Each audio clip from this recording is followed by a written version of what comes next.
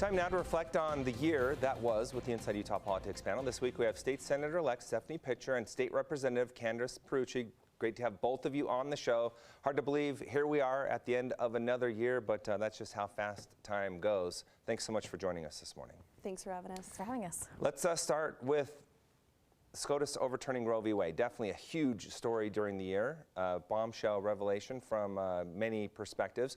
So let's start with the local impact. Real quick, our trigger law went into effect that same day, but then of course the court getting involved and putting a stay on that. So now we're sitting at an 18-week abortion ban.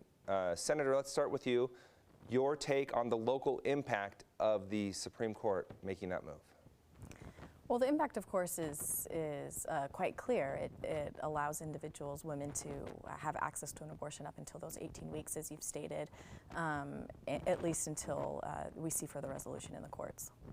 Representative, your thoughts on how we've seen this play out here locally? I think obviously we're waiting to see what happens with our trigger law that's currently enjoined, but even with the 18-week ban that we have right now that Representative Cheryl Acton ran in 2019, I think you've really seen it was a huge celebration for the pro-life movement, for Republicans. We're really excited to see that the Supreme Court did send this back to the states where this policy should be determined and decided. So really excited about that, and I know that we as a state are pro-family, but even since then we have really stepped up our game in making sure that we are empowering families and women with the resources that they need to be able to take care of their children. Senator, we saw pro-choice activists come out in full force. We really saw activists on both sides doing that at the time that this happened. Weigh in on what you saw there and the feeling on the pro-choice side. You know, it's an extremely divisive issue. I think it's probably one of the top two divisive issues that we address at the legislature, and there are strong feelings on both sides. I also don't think that this issue has concluded. I expect to see a number of bills at the legislature this coming session from both sides of the aisle working to continue to address this issue, and I just think it will continue to be a divisive issue, but hopefully we can land in a good middle ground in Utah. Let's dig into that a little bit more. Representative, what do you expect to see when it comes to you and your colleagues addressing abortion in the upcoming session? So I think with the current trigger law enjoined, you won't see a lot of bills that are coming forward with abortion.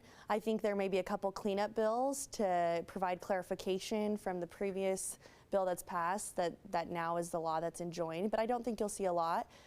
We'll definitely in social services and other areas and appropriating committees be looking at ways that we can get the right resources out to families and women to empower them to be able to raise their families.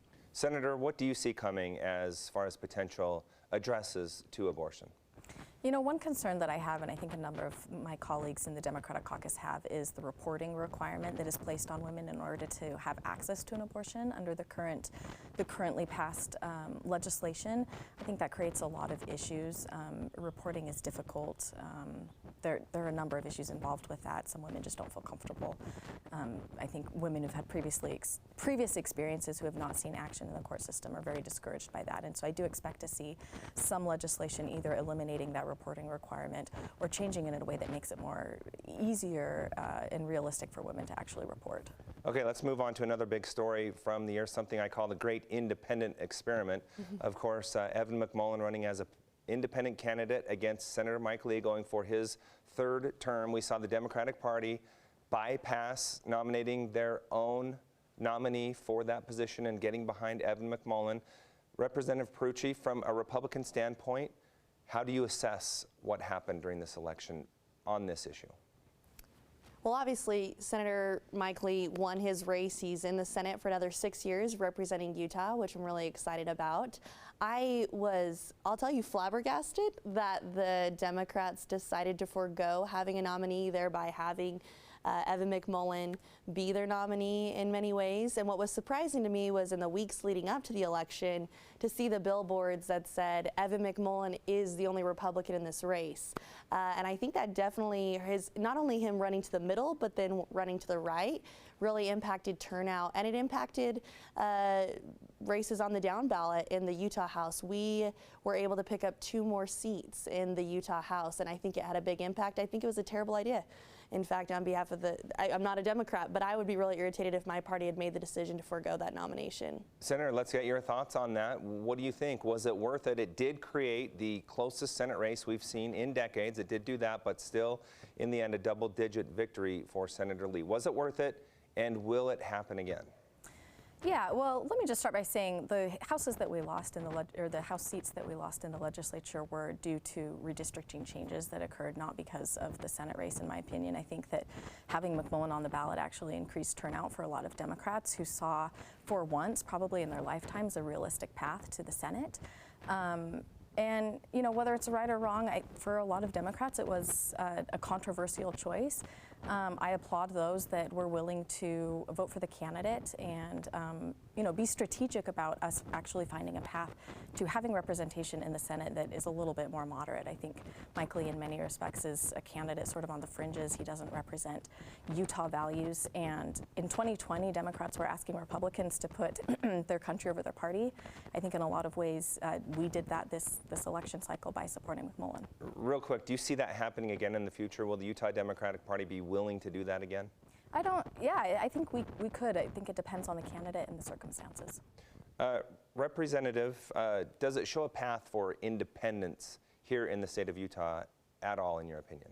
No, I don't think so. I think we're essentially a 2-party system. We have been since the beginning of our country. Occasionally you have new parties pop up, but then they're absorbed into the 2 major parties. So no, I don't see that being the case. I think we obviously do have a lot of unaffiliated voters in Utah, and we have an increasing number of independents.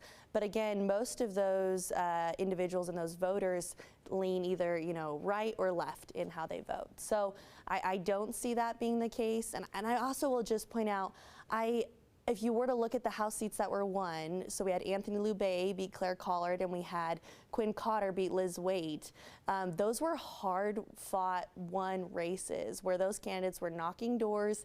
And in terms of redistricting, Quinn Cotter, who defeated Liz Waite especially, that was a surprise for a lot of people. It wasn't a seat that after redistricting people thought, oh yeah, that's going to lean red. So I do think that the choice of picking Evan McMullin had a huge impact on the down ballot because Democrats just weren't excited to get out and vote. Senator, do you see any path for an independent candidate moving forward here in the state of Utah, based on what we saw? Yeah, I do, but I think it's very, very tough. I do agree with my colleague that we are, generally speaking, a 2-party system. But again, I think it depends on the circumstances, and I think Mike Lee, as I stated, is not the type of candidate that represents Utah values, and it would be extremely tough. But as we saw from the polls, I mean, Evan McMullin certainly moved the needle in that regard. Let's move to the midterms, because if you take a look at historical factors and what we were expecting, we really didn't see it play out, and that was the red wave that was supposed to come. Historically, you would think that Republicans would have been successful in taking over both chambers, and you take a look at the economy and how that was impacting people, but it simply didn't happen. It did in the House, not in the Senate. Representative Perucci, what are keys you're looking to when you take a look at that election and projecting into 2024? A couple things. I do think locally, as I mentioned, we were able to take seats that we, were stretches to take, but we were able to take them in the Utah House, making us a 60-person strong caucus. Certainly at the national level, I had hoped we'd be able to flip the Senate back. We did get the House, but I think there were a few things at play here. I think Republicans are learning from it and having a message looking forward. I think for my own party, rather than looking to the past, we should be looking forward. And I think also in terms of getting people mobilized to vote, and whether that's voting by mail or going in person, I think we saw a big impact with that, people having concerns about vote by mail impacts their willingness to vote early on in the election, which I think is important. I also think as we look forward to the leaders of our party, we have a lot of phenomenal new faces that are on the rise in our country, and I'm excited to see the Republican Party coalesce around one of them because I do think rehashing previous candidates is not going to help anyone out, particularly our party. Senator, what do Democrats take a look at and want to focus on as they go into the next election cycle? I think many of the same issues that we've seen this past election cycle will probably still be prevalent as we come up against the next election cycle. Inflation, the cost of living, affordable housing, those are all really big issues that we are dealing with.